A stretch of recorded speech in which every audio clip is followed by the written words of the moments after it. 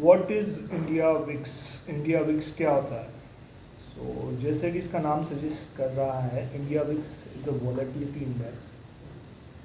अपने आप में ये बता रहा है कि वॉलेटिलिटी का ये एक इंडेक्स है, VIX।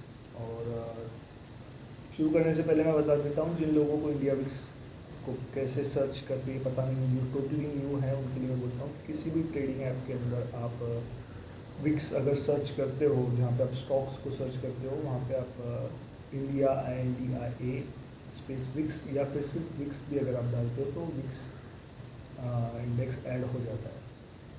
अब व्हाट इज़ इंडिया विक्स? इसको एकदम बेसिक लैंग्वेज में अगर हम कहें तो ये इस चीज़ को दिखाता है कि उस मोमेंट में वोलेटिलिटी कितनी है।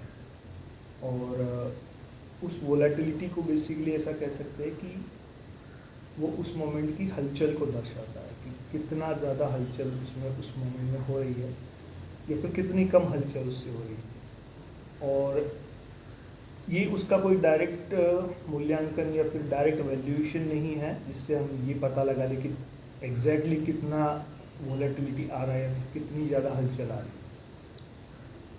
इसको क्यों बनाया गया, पहले ये सोचते, ठीक है।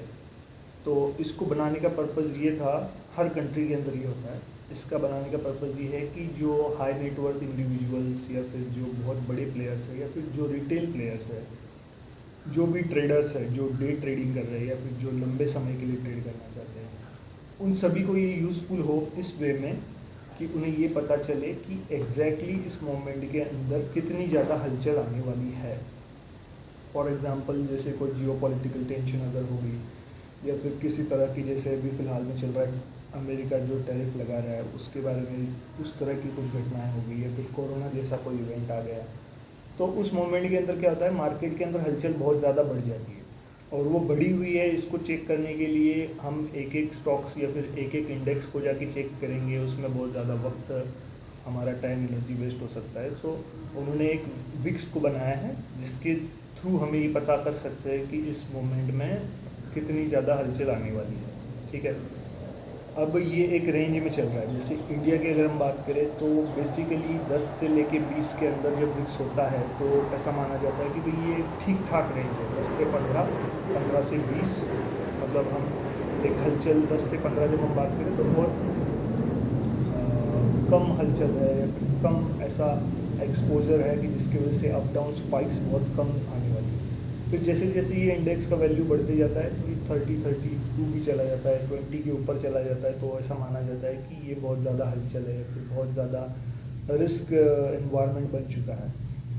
होता क्या है बेसिकली, जब बहुत ज़्यादा लोग डिफरेंट डिफरेंट डायरेक्शंस में ट्रेड लेना स्टार्ट कर देते हैं, उस मोमेंट के अंदर क्या होता है कि विक्स जो है उसकी वोलेटिलिटी को वो मापता है कि अब दोनों डायरेक्शंस में लोग रस्सी खींच कर रहे हैं, ठीक है। तो उस रस्सी खींच को फिर विक्स ऐसा कंसिडर कर लेता है कि अब मैं आगे बढ़ जाता हूँ ताकि मैं लोगों को ये दर्शा सकूँ कि अब मार्केट में एंटर करना रिलेटिवली बहुत ज़्यादा रिस्की है एज़ कम्पेयर टू जब वो कंसोलिडेशन फेज में होता है, ठीक है।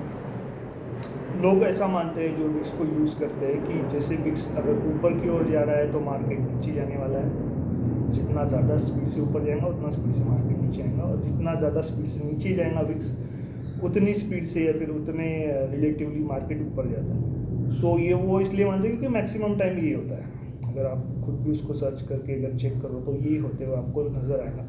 लेकिन ये कंप्लीट ट्रूथ नहीं है, इसमें थोड़ा मिथ पार्ट भी ऐड है कि ये एक पार्शियल मिथ भी है, क्योंकि कई बार ऐसा होता है कि मार्केट ऊपर जा रहा है और विक्स भी ऊपर जा रहा है, या फिर मार्केट नीचे आ रहा है और विक्स भी नीचे आ रहा है। अब ये ऐसा एग्जैक्टली क्यों हो रहा है कि भाई 70-80% टाइम तो इसके अपोजिट हो रहा था और अभी एक 20-30% टाइम जो है ऐसा हो रहा है, हमें प्रोबेबिलिटी के ऊपर सोचना पड़ेगा।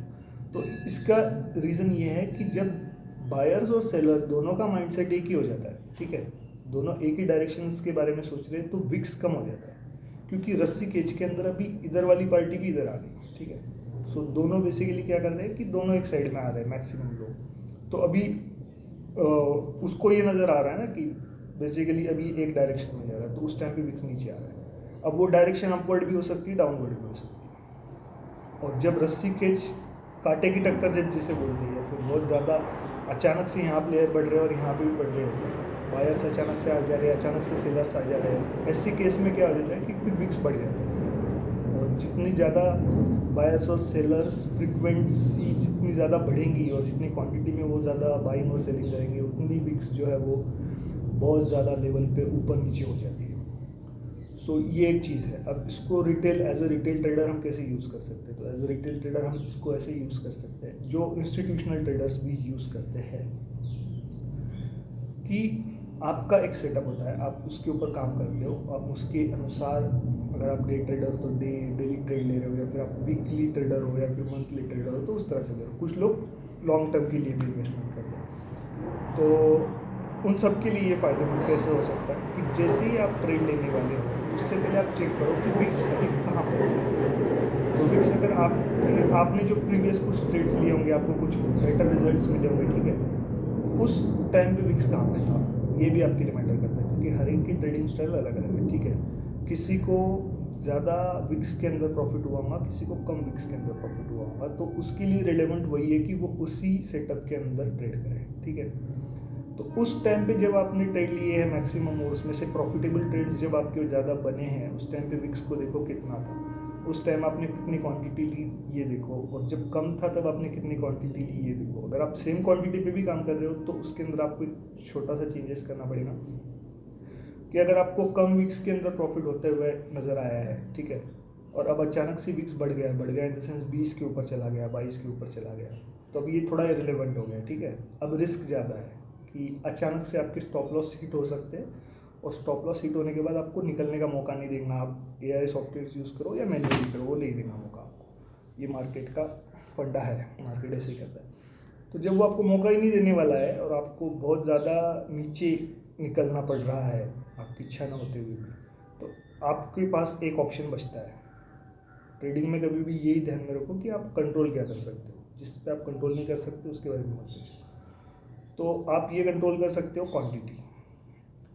तो अगर आप 10 से 15 के विक्स के रेंज में काम कर रहे थे अभी तक, और उस रेंज में काम करते हुए आपको अच्छा प्रॉफिट हो रहा था, या फिर एटलीस्ट आप ब्रेक इवन पे थे, या फिर एटलीस्ट आप कुछ तो सीख रहे थे, अब अचानक से विक्स 20 के ऊपर चला गया है, तो आपको आपकी क्वांटिटी आधी या उससे और आधी कर लेनी है। अगर आप 1000 क्वांटिटी पे काम कर रहे थे, आप अच्छा कुछ कर रहे थे या सीख रहे थे, बहुत से लोग नहीं होते प्रॉफिटेबल, बट वो लर्निंग फेज में होते, तो अगर आप लर्निंग कर रहे थे, अब अचानक से विक्स बढ़त की ओर चला गया है बहुत ज़्यादा, आपको क्वांटिटी जो है वो आधी कर लेनी, ताकि आपकी रिस्क फैक्टर आधा हो जाए। अगर कुछ हलचल बहुत बड़ी आ भी जाए तो आप एटलीस्ट आपकी जो डेली स्टॉप लॉस होते थे, या फिर हमेशा का आपका जो स्टॉप लॉस होता था, उस रेंज पे आप निकल जाओ।